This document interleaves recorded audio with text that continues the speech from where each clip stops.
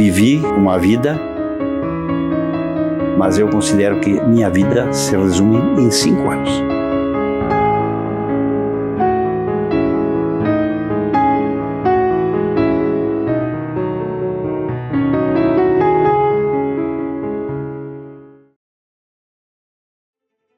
Mais uma vez, Gelati se depara com impedimentos. A Rio Gráfica, editora, se interessa por seu trabalho, mas diz não poder publicar histórias de um super-herói, pois tinha contratos com os editores norte-americanos que os impedia. O Gelati criou aquele personagem Homem-Força e ele queria muito fazer a publicação nas revistas de São Paulo, do Rio, que eram distribuídas no Brasil inteiro. O pessoal gostou muito do trabalho dele, mas eles não podiam fazer essa publicação porque as gráficas, na época, tinham contrato com as editoras norte-americanas que publicavam já o Super-Homem, o Shazam, o Fantasma, o Mandrake. Eles tinham seus super-heróis próprios e eles temiam uma quebra de contrato. Eu criei o personagem Homem-Força, levei, apresentei, e as editoras não aceitavam heróis. Ou super-heróis. Super-heróis. Porque o super-herói era uma continuidade. Deveria haver uma continuidade. Ela não acabava naquela revista. Então, qual seria o material para desenhistas nacionais entrarem com histórias em quadrinhos? A coisa que eu mais detestava: a violência, a guerra, histórias de guerra. Eu tinha que fazer histórias de guerra que não tivessem violência, que mostrasse o lado humano. E eu criei.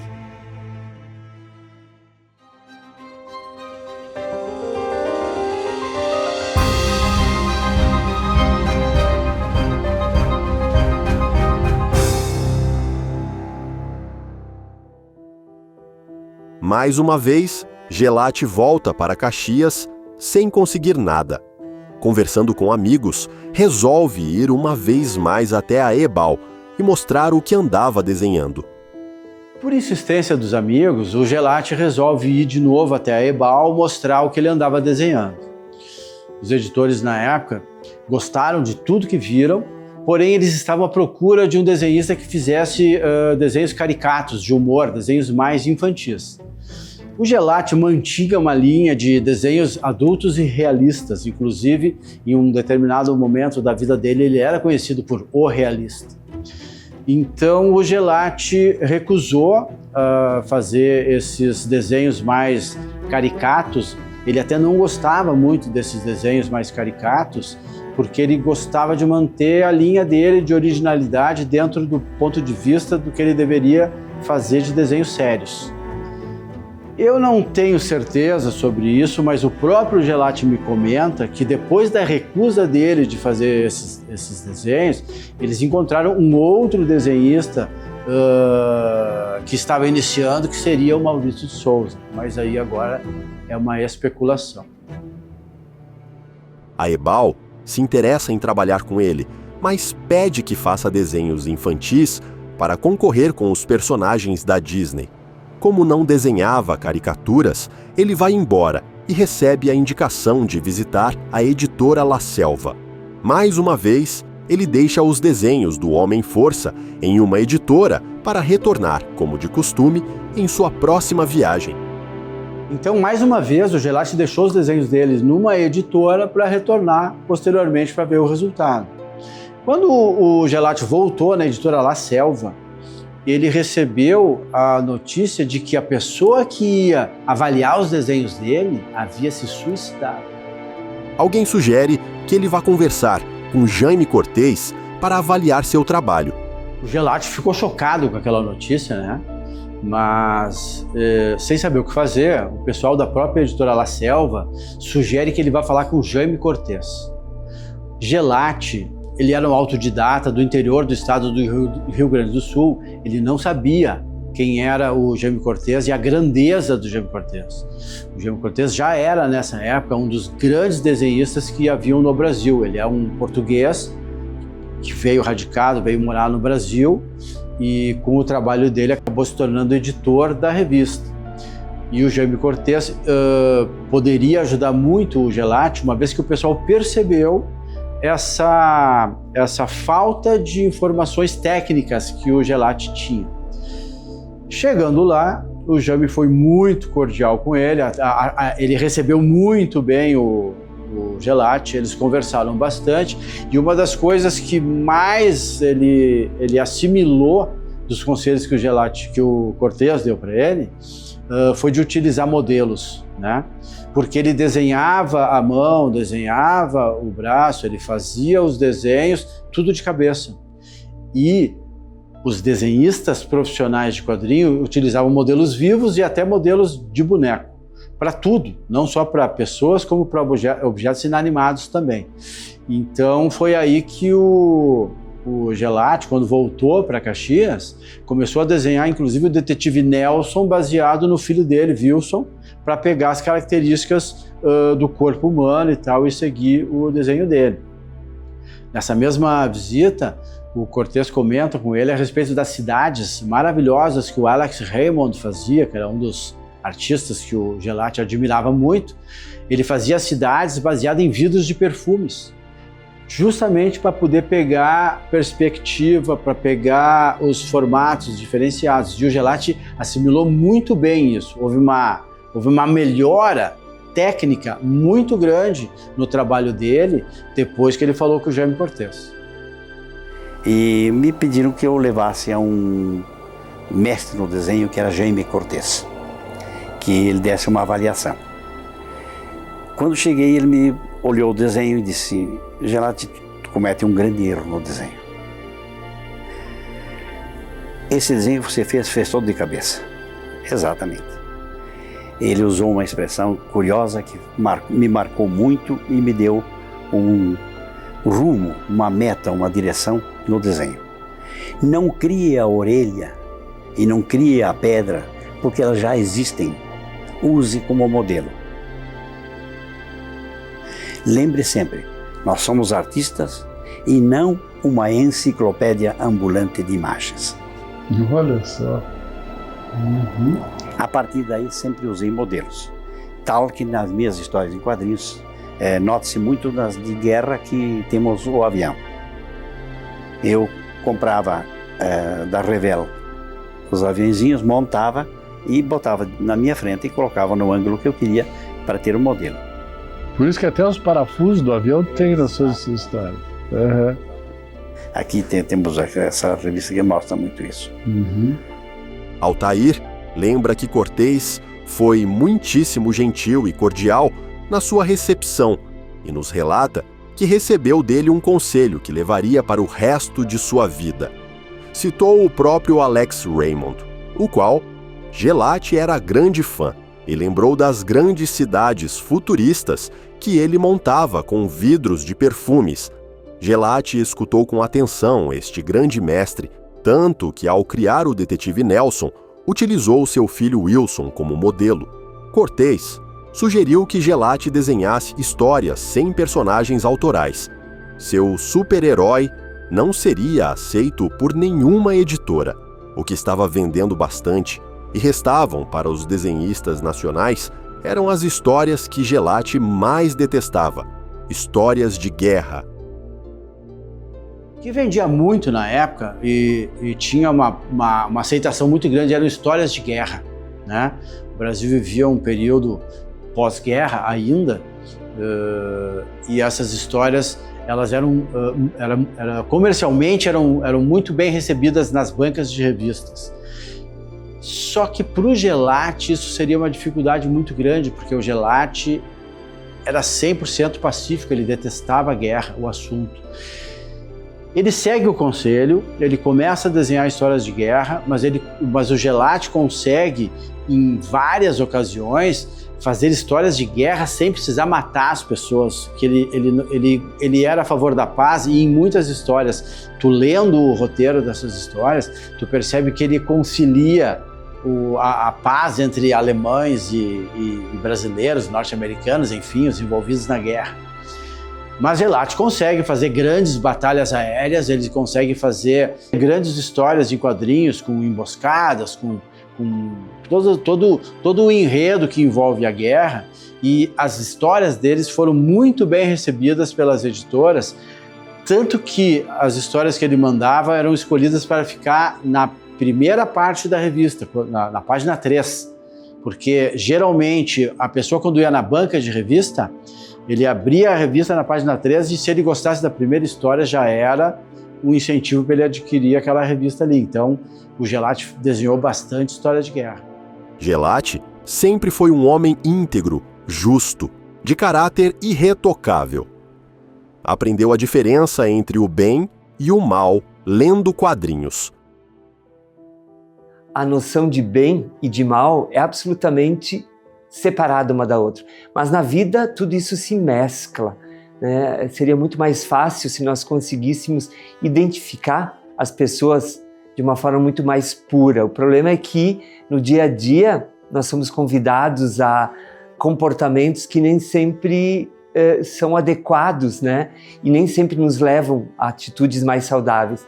No universo dos quadrinhos, até para que haja uma compreensão mais fácil por atingir um público heterogêneo, é uma das características que mais se evidenciam e que atravessam o tempo.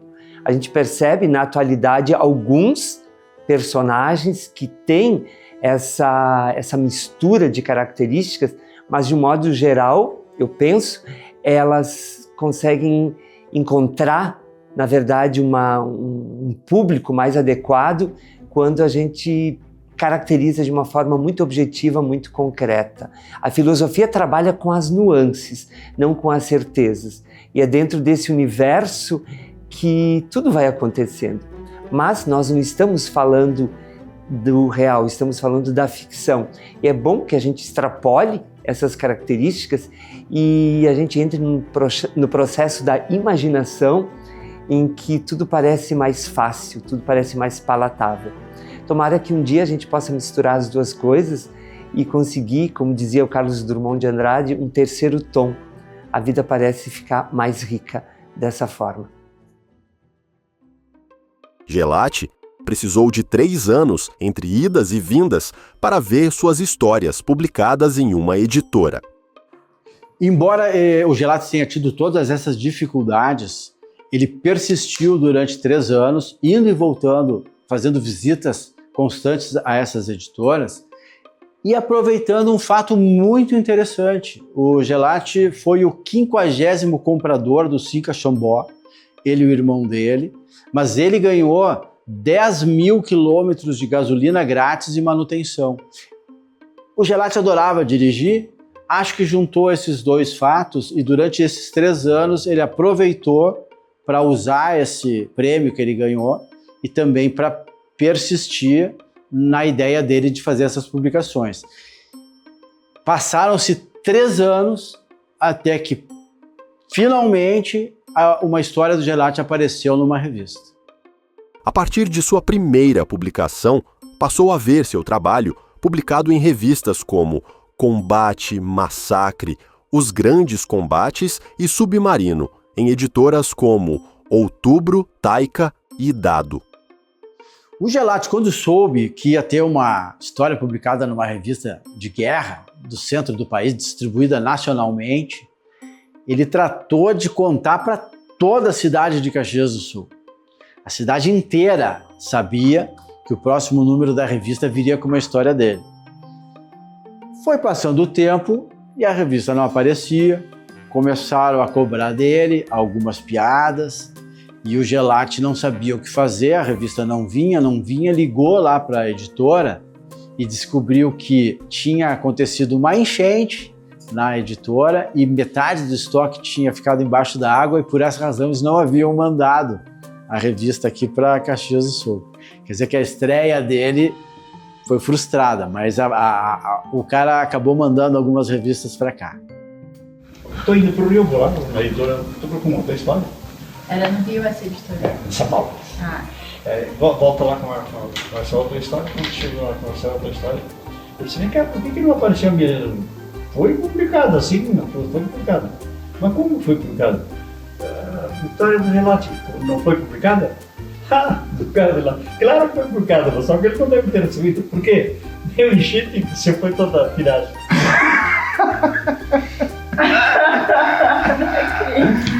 Mas deve ter uns 5 ou 6 revistas aqui para ti, meu Deus, a revista tem lá ainda. Ai, que sorte. Aí foi a primeira, aí com essa história. Nem chegou aí, perto de Caxias. Acontece, para mim fica difícil entrar dentro de São Paulo.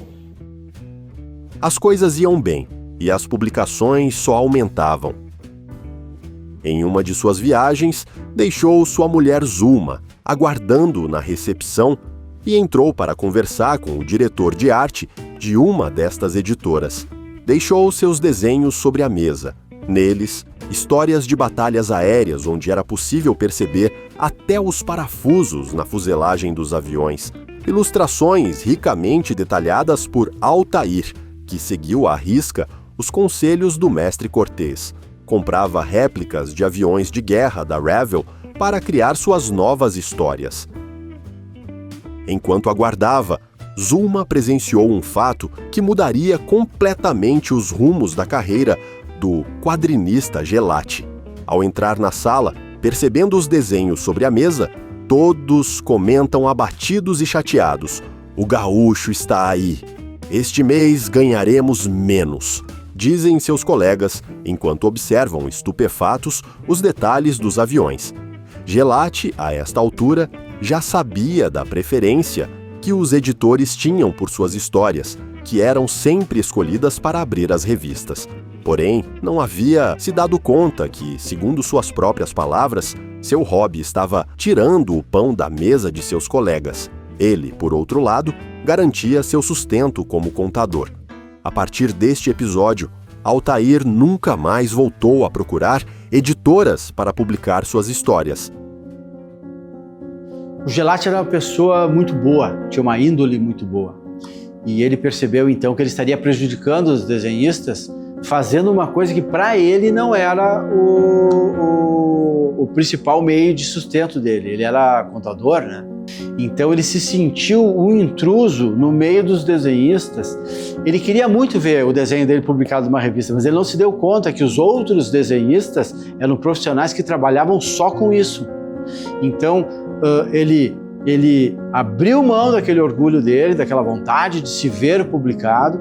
Ele teve a empatia de se sentir prejudicado com os desenhistas que tinham que botar comida na mesa com os desenhos dele e desistiu. Isso foi uma coisa muito bonita, mas o Brasil perdeu um grande desenhista, porque se ele tivesse persistido na carreira de desenhista ao invés de guarda-livros, né, de contador, hoje teríamos um grande desenhista brasileiro. Mais do que ele representou para nós, mas conhecido mais ainda nacionalmente com os desenhos que ele poderia ter feito. Ela foi comigo, eu conheci a gata, não você, cunhado do marido, cheguei lá e estamos lá, disse que você está aqui com o toque de fugir, e larguei uma nova história desse lugar. E assim, solta, aberta, e entrei lá.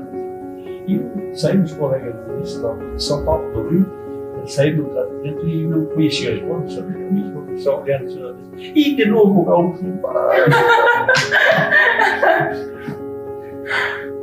E toda a história, a primeira publicada na revista, ganhou maior do que a dos. E todas as minhas histórias eram publicadas na primeira página. Então eu tirava deles e a minha esposa ouviu isso. E quando estamos no lugar de se bater, vou contar uma coisa. Eu vi isso aí. Eu não vou prejudicar ninguém, não preciso disso aí, não estou vendo disso. Deixa eu repetir a minha palmeira. Aí eu voltei para o segundo, não vou fazer. Isso era que época, mais ou menos? 1960. Aí eu cheguei a história do show bem. E o meu chave, muito bem, mas não é mais da combate, primeira guerra, e tal. Não faço mais, não vou mais fazer. Por quê? Contei para os amigos, por que tu não faz uma revista em Caxias?